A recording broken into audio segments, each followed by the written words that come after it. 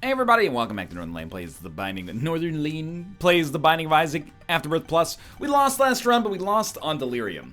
It's kind of like a weird thing for me to bring up, because we should have won against Delirium, but we never should have gone to the Void in the first place. TM16H77C. So it was kind of just like an all-over sloppy play, but I made it in a weird way. Like in real life, this would make it sound way worse, but because we're playing a video game, it makes it sound better. I did it out of pride. Like, we had already beaten the rest. Let me throw something out there.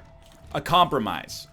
And it's only for ego-driven fools like myself. However, I am what I am, and that's all I am. What if your streak incremented when you beat Blue Baby or the Lamb, and then if you got a Void Portal, you could go and try to beat it as a bonus, but it didn't compromise your streak? I'll take Mini Monstro. Mini Monstro is pretty good. That means if you choose not to go, you're not the bad guy. Now, I know that in the most recent Afterbirth Plus booster pack, it actually allows you to have achievements active while you are playing the game, at least after you've beaten Mom's Heart. So I know, like, some people have said, like, it's gonna make achievements a little bit less important, I guess. My response to that is, how do you make something less important than zero important? But I digress. Important to some people, not important to others. Maybe that's the kind of thing that could be introduced in a mod. I have no idea. Of course, that adds in all sorts of, I don't know, I was gonna say ethics concerns, but I don't really mean it like that, you know. Information security concerns where you're like, I don't know, maybe NL just modded his streak in to be 90 or something after he lost her. I have no idea what this entails in the long run, but, you know, I'd hope at this point, if you've watched 1,500 freaking episodes of me playing this game, you would trust me not to fake a win or something like that, just to increment the freaking streak. But anyway, I feel like that's an elegant solution, you know? To make it so you automatically, well, not automatically, make it so when you beat Blue Baby, you get the streak increment, and then it's like a bonus round to see if you can beat Delirium. Then I would always be like, unless our run is garbage, and I'm about to die regardless, let's go fight Delirium. But if the run has, like, literally any chance, or I mean, even if it doesn't, but you at least have HP to survive a couple of rooms, it might be worth taking a crack at it. Anyway.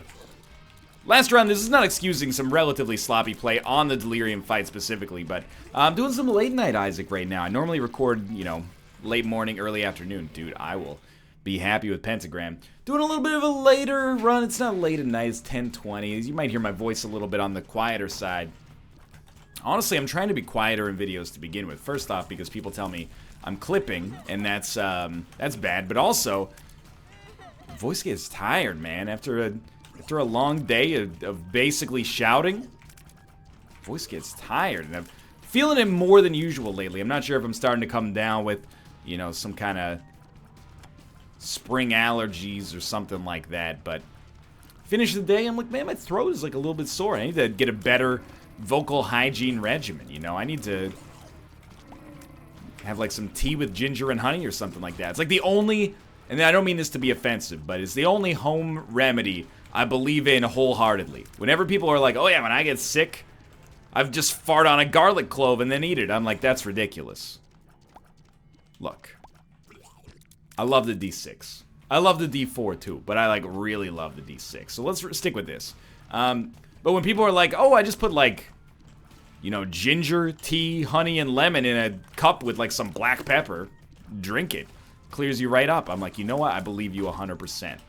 Maybe that's fair, maybe it's not, but it's the way I've chosen to live my life. We should check for a battery charge, because Magic Fingers is effectively completely worthless here. 5 cents is good, if only for the ability to buy a Spirit Heart from the shop, which might be advisable. And we got a lot of HP there. Of course, it also does give us the ability to get an arcade, but not for a couple of floors. So we do have a silver chest, a holy chest, an angelic chest. I don't know what you want to call it. I just know the sound it makes when it takes a man's life. Nick Nolte, Tropic Thunder. Real renaissance for that movie. Now that it's on Netflix. Great film. I saw a trailer for it when I was in college. I don't remember what movie it was in front of, and to a certain extent I feel great personal shame for that. We don't need to buy a Spirit Heart anymore. But I remember looking at the trailer and being like, this movie looks like trash. And then it came out, and I was like, oh, the reviews are really good. And then I watched it, like, opening weekend, and I was like, this is one of the best movies of the last 10 years. I wrote it in my best movies of the last 10 years list. That's a joke. I don't have one of those. And if I did, I sure as heck wouldn't show you. I stepped on the spikes. I'm not proud of it, but it's better to embrace the situation as it exists than try to fight against it. We got 3 bombs out of it there. Really, we're just looking for, I mean, if we got a battery charge, that'd be sick, but I'm gonna go back for a battery charge. As soon as I said it, I was like, that's the right call. I wish it weren't, but it is the right call. So we'll go back. There is a battery charge. You know what? I'm gonna go a little bit more aggressive. We've been very nice to our donation machine lately, and now it's time to pay the piper. So we want to get to 20 cents. I would say that is likely now. We only need 2 more cents. So at 20 cents, 22 now, we get more options, and then we get the reroll. Now, the weird thing about this is that we don't want to use the reroll right away. We might end up having a deal with the devil that's more valuable for us to reroll. If we can reroll 3 items that are all takeable, then that's a better option for us than just ensuring that we reroll the item room most of the time. I think, at least. But really, like, so far, if nothing else, this run can definitely highlight the power of Mini Monstro, or Lil Monstro, which is just crushing it right now. We probably just want to take both of these. I mean, Empty Vessel's great. It would be nice to lose enough HP to fly, but Guppy's Hairball is an enabler. PJ's is great with these because it gives us extra Spirit Hearts on top, and we can use those Spirit Hearts to sustain us while we're in the Empty Vessel state. Smart Fly is actually pretty good as well, and we'll move along here, sadly, without too much of a damage bonus, except from Pentagram, but, you know, Mini Monstro is helping out a lot as well. We got a good deal with the Devil chance because of Precedent and the Pentagram here. And we got a couple of transformations on the back burner, I would say. If we can get another 1 item for each of those, or either of those, then we'll start to think about those as a real possibility. But for now, we're really just rolling with what we got and feeling relatively good about it. Want to do a run, you know, handle the fundamentals. And that's why another reason, at least, I didn't want to take the D4. D4 is great. In fact, as I've said many times, it's probably almost too good. I don't know what you do about that, because I mean, that was a bad addicted pill, but I don't want it to change because it being good in an extreme way, long-term, offsets the incredible short-term pain of getting a terrible roll. So, like, I don't think you can just be like, hey, make it a 12-room charge. Because then if you reroll into something garbage, it sucks, and it takes away the reward for people like myself who are like, yeah, you know, I'll weather the storm of some crappy D4 rerolls to get to something amazing. But what I'm just trying to get at here is that I did not get rid of the D4 because I wanted to win. I got rid of it because I wanted to play a game. You know, I'm always like, in the movie metaphor, I've never seen it, but I'm familiar with the concept of the film You, Me, and Dupree. Matt Dillon, aka the scumbag private investigator from There's Something About Mary. He was also in The Outsiders, as well as Singles, I believe. You know, the seminal... Ooh, reroll. Oh, that's the moneymaker. The seminal, you know, movie about the Seattle grunge scene. Who made that? I know who made that movie. Who made that movie? Give me a sec. Is that Cameron Crowe? Singles. Not Singles in my area. Oh, this is going to get me put on a list, isn't it? 1992 film by Cameron Crowe. He's done it. Anyway. Let's get back to business here. Now that I've turned on Cheat Engine to give me good items. Wait, did I say that out loud? What was I gonna say here? Oh, Matt Dillon, yeah. Matt Dillon, he's just like a straight-laced dude. You know, he's like, oh, I'm gonna go to work, honey. And she's like, wow, what a scrub. You know, but he's got a friend, and his name's Dupree, and he's played by Owen Wilson. And Dupree's like a piece of human garbage.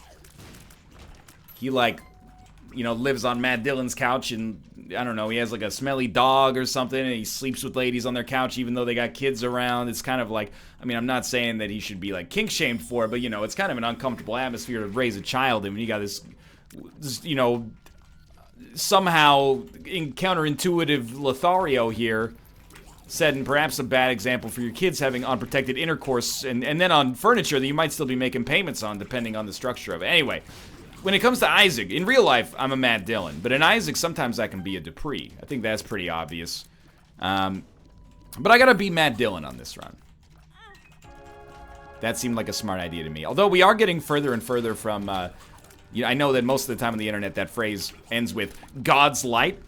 Every day we get further and further from God's light, usually accompanying a picture of, like, I don't know, somebody jerking off in public or something like that. But we're losing our ability to get to... Oh, come on.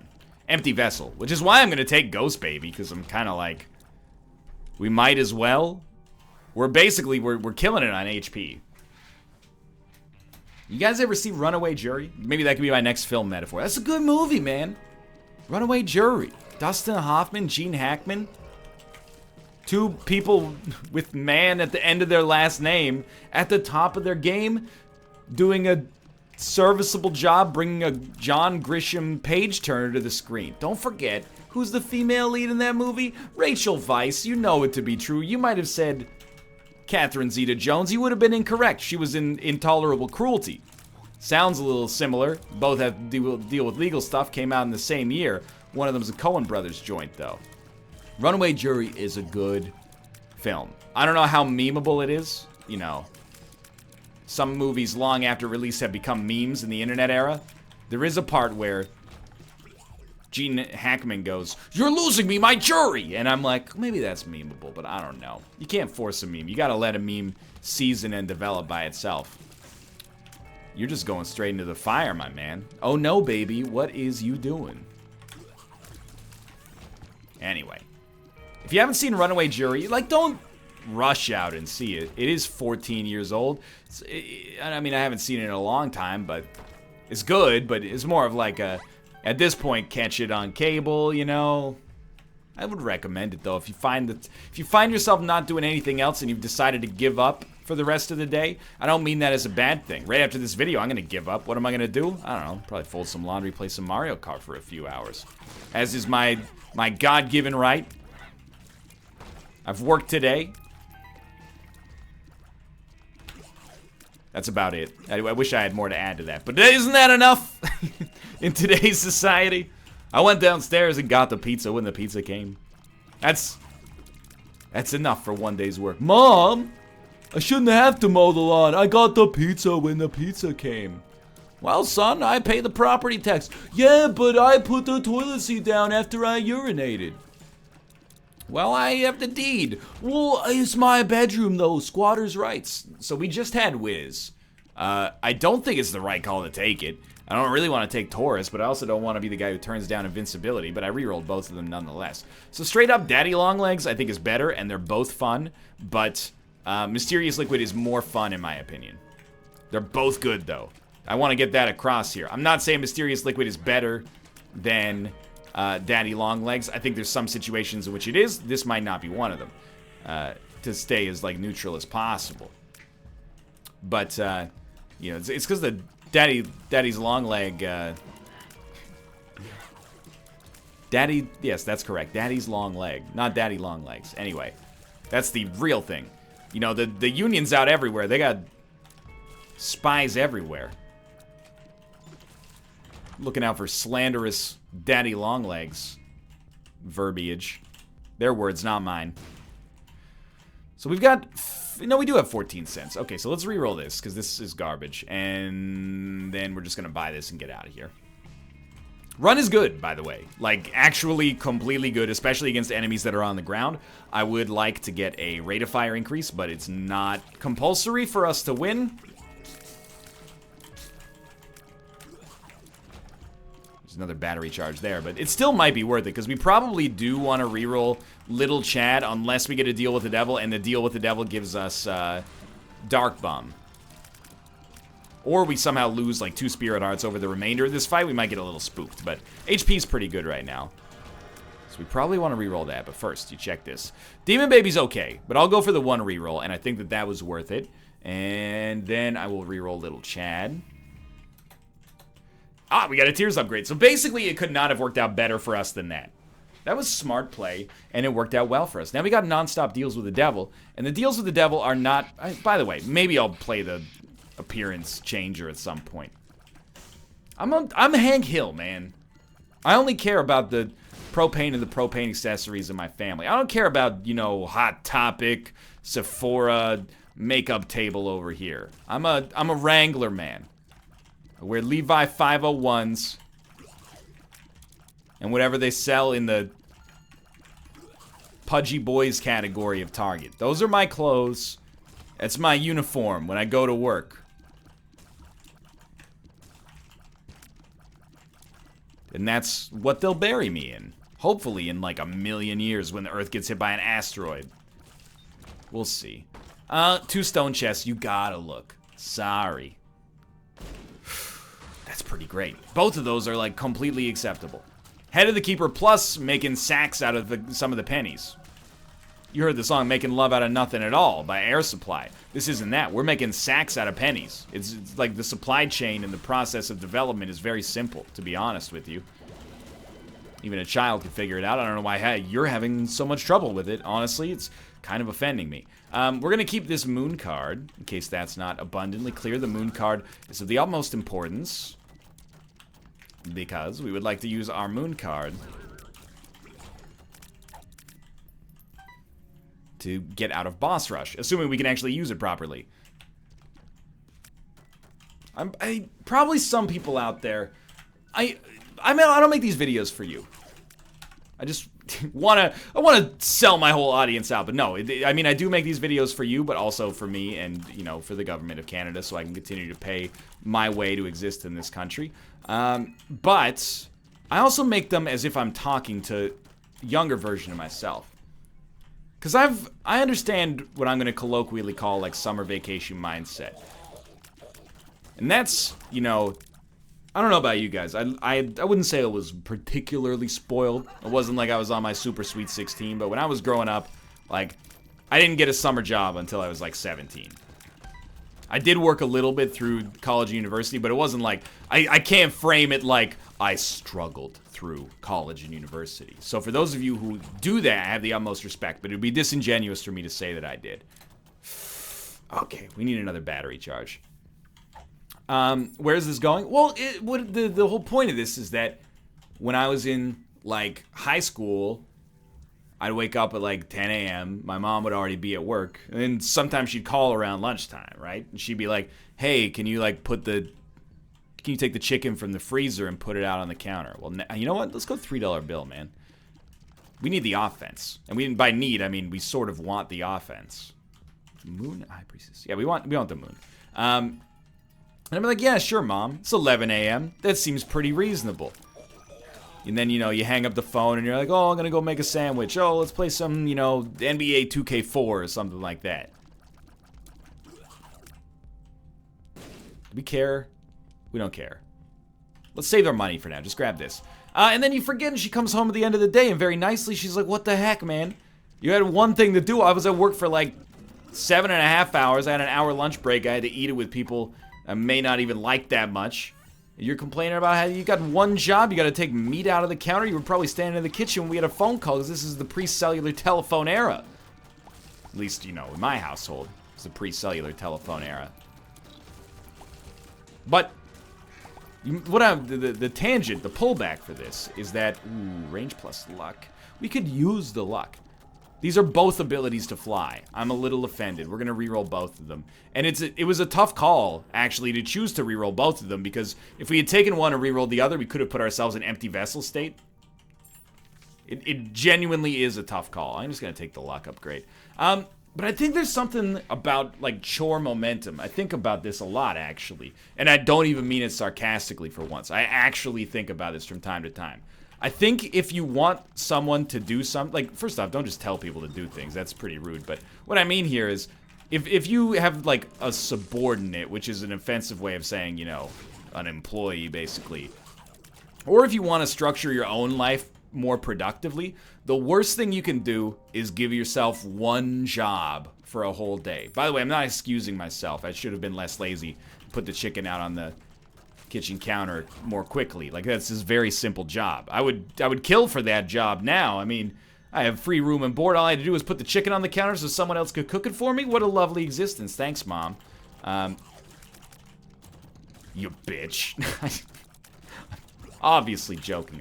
Yesterday was Mother's Day. I called my mom, said, I love you, Mom. You bitch. No, this is borderline uncomfortable for me. Anyway. The worst thing you can do is give yourself, like, one thing to do for a day. My theory, and I don't know if this is backed up by anything except my own anecdotal experience, but is that, and you know, there is actually, I forget the principle, there's like a pseudo-scientific principle that's like, the amount of time it takes to do something expands to the amount of time available, which is like, the commonly used analogy is like, if your teacher gives you an assignment that takes, the amount of actual work on it is going to be like 2 hours, and then he or she gives you a deadline that's like a week in advance, you'll have it done in a week. If she makes it 2 weeks in advance, or 2 weeks later, I should say, you'll have it done in 2 weeks, you know? The idea being that people procrastinate. And the procrastination is fundamentally, I'm going to pick this up just to use it. Geez, why, though? Luck upgrades? Are we even going to make boss rush at this point? It's a little tight. Go for broke. Let's go. People procrastinate. I understand that, and I've done it myself many times in my life, including recently. Why do we have 17 damage now? Why do we have 17 damage on that room? That was sweet. Can we go back to that? We verped up a friends till the end pill? That's not that bad. Okay, let's give this a try. Anyway, what I was gonna say is, so you gotta, like, get some momentum. Like, if I have one really, really important thing to do on a day and nothing else, first off, it's a pretty good day, but it can be stressful, you know? I'm one of those people who making a single phone call is, like, more stressful than 10 hours of work. Oh, we definitely want this. We don't need the spirit hearts. Don't make me laugh. We got empty vessel now. And we'll take the soul along with it because it's a beautiful item. Then we'll bounce. Okay, dude, this is, like, really good. Mr. Mega's fine, by the way, but I might re-roll it. We don't want Transcendence, don't be silly. Anyway, I'm getting sidetracked here. And again, this is preachy, and I accept that, and you're welcome to completely ignore my advice. This is a very sensible approach as well. But what I'm gonna say... That's also not that good. Let's take it, and maybe we can donate some at least. We must have swallowed a trinket that's giving us these bonuses that I've since forgotten. Anyway, what I usually do is I front load my day. And I'm actually, if I can toot my own horn, I'm a very productive person as far as YouTubers go. Where I think, I don't know, people always blow smoke up our ass. They're always like, you talk to people in the business, and they're like, you YouTubers and Twitch streamers are the hardest working people I know. And I'm like, a lot of us do work hard, but a lot of us don't do crap. You know, a lot of us are working like 8-hour weeks, man. So, like, I can't tell if you're being honest or disingenuous, but, you know, in terms of, like, output at least, I'm a busy guy, and I pride myself on being busy, sometimes to the point of it being deleterious, but it's just the way I'm wired for whatever reason. But I have a strategy as well. I front load my day so that the easiest tasks are at the front. Now, what this means might seem counterintuitive, but if I was my mom, I would never, at least now in my life, I would, not to say that she was wrong with her parenting strategy, of course, but I would never make a phone call. It's like, can you take the chicken out of the freezer and put it on the counter? I think we're going to reroll everything here. Yes! The incredibly low percentage gamble worked.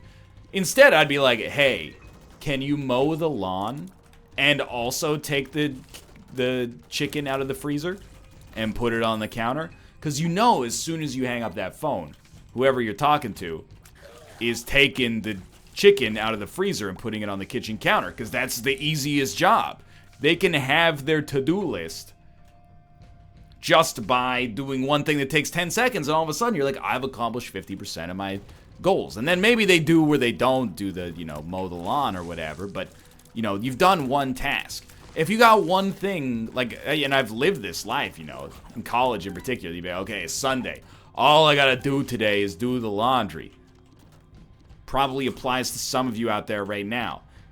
People act like doing the laundry is a major chore, by the way. If you don't do your own laundry, or you've never done it, I'm going to reveal something to you. Doing your laundry is the easiest chore in the world. You throw your clothes in the washer.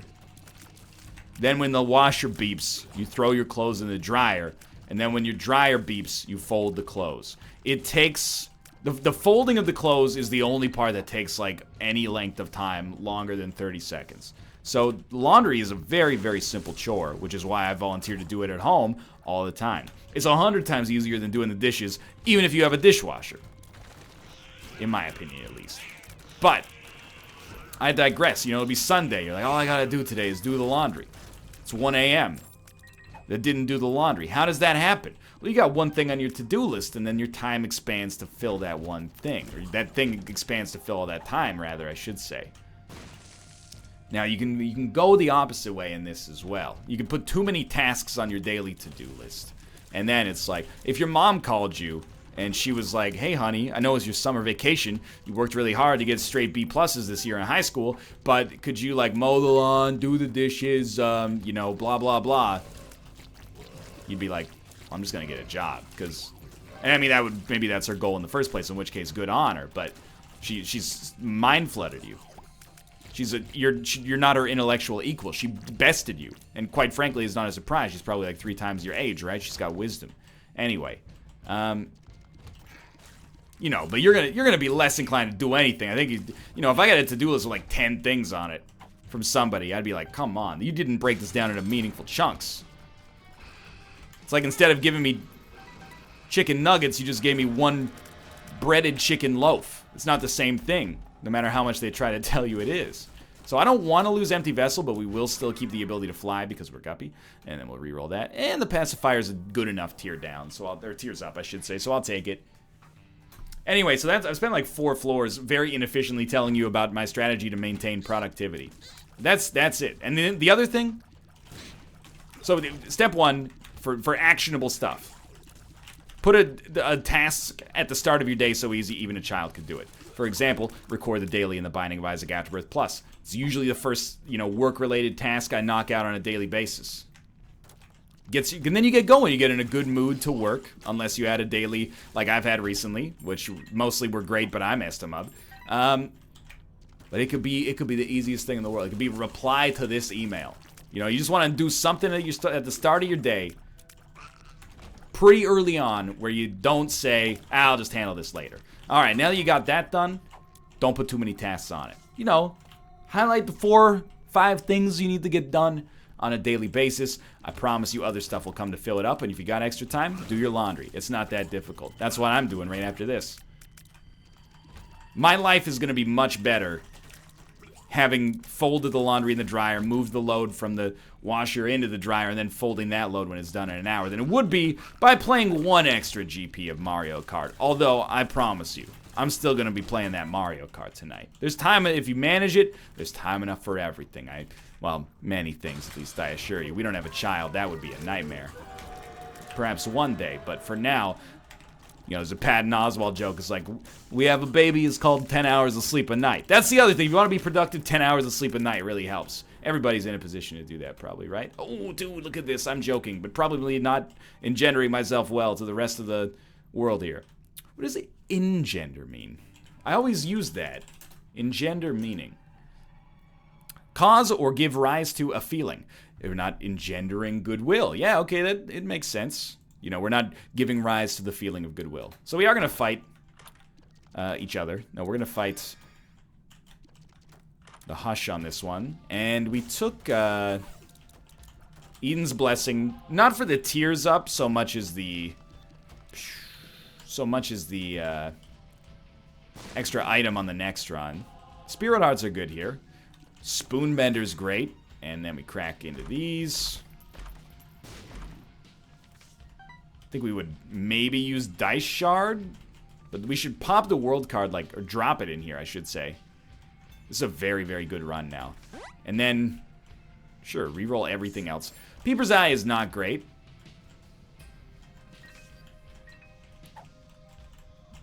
At this point, I mean, with Nun's Habit, we might have a choice, but it doesn't really matter that much. Let's see what we got going on here.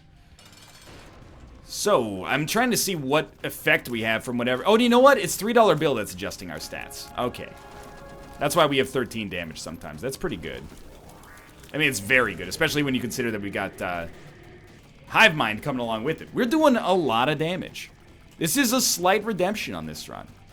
And again, I hope it doesn't come across as preachy. You know, I've had a lot of lazy times in my life, and I actually really respect the therapeutic value of laziness. I think even more so than a lot of people. And I mean that sincerely, although it might seem kind of silly.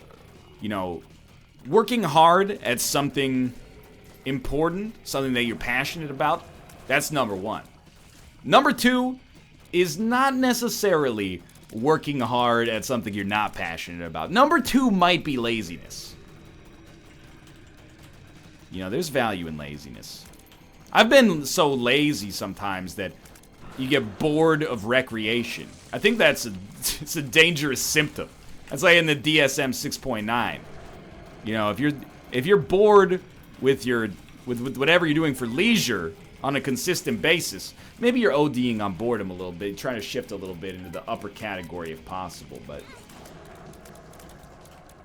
you know, it's a complicated subject. You're talking about human motivation and drive and emotion, inspiration, stuff like that. I see it all the time. Successful people make posts like... It's very self-serving to me. They could make posts like, never lose your hunger. You know, you could do it. Just drive to succeed. You know, they make it seem... Like, on the one hand, I get it. It's a motivating tool. And you are going like, hey, never lose your hunger. That's important. You see it in YouTube a lot. People, you know, they're working a job that they don't really like that much, and then they get to the point where they're big enough to move on to YouTube. The first, like, couple of weeks that they're doing it, or even, you know, months that they're doing it, they're hungry. They're like, I don't want to go back to swabbing the poop deck. I deliberately chose a job that doesn't exist anymore, really, to be respectful, except, like, highly disrespectful to poop deck swabbers. But anyway, and then you get used to it, and it's sort of like, you know, step one is you find yourself complaining about, like, oh, you know, somebody left a shitty comment, and you're like, well, you know, it does suck, but it's part of the business. Might as well take this. And then you're like, well, you know, I'm not really working as hard as I used to, and you'll lose that drive. That's important. But at the same time, it's so self-serving to be like, you want to be successful? Stay hungry. I want to see a day in your life, Mr. Stay Hungry, because when you tell people staying hungry is like the most important thing in the world, they're leaving yourself open. You're telling me, you know, the big celebrity for this is Will Smith, and I'm not insulting Will Smith at all. Will Smith is always like, without insulting him, but I really do have nothing against him. I just have a personal, you know, quibble with this. He's always like, you know, when I was a kid, I only cared about two things, reading and running. Because reading, you got that voice in your head that tells you to stop because you're bored and you just keep doing it. And running, you got that voice in your head that tells you to stop because it hurts too much. You got to learn to push through those two voices to be successful. I was like, man, first off, great quote. The thing there's alliteration in everything. It's got the whole 9 yards, right? Beelzebub? We did get Beelzebub. I was like, you're going to tell me if I go back to Will Smith when he was 16, 80% of the time, we're never going to get to use it, but 80% of the time that dude is reading or running, that's ridiculous.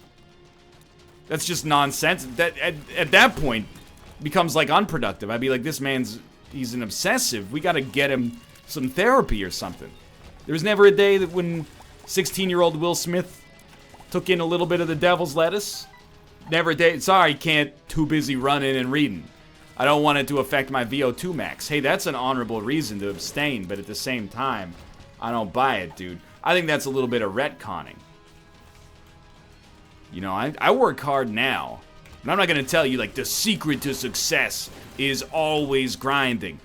Anybody who tells you the secret to success, they don't know what they're talking about most of the time, I think. There were days in college, I watched like 11 movies. That's too many movies. Don't do that. That's my advice. If the road to success is not paid with 11 movie days, But, you know, if you don't have too many of them, you'll probably be fine as well. Anyway, we won this run. What a strange set of commentary. For now, thanks for watching. I hope you enjoyed it. If you did, click the like button. Helps out a great deal. Of course, subscribe if you want to see more in the future. But for now, thanks for watching, and I'll see you next time.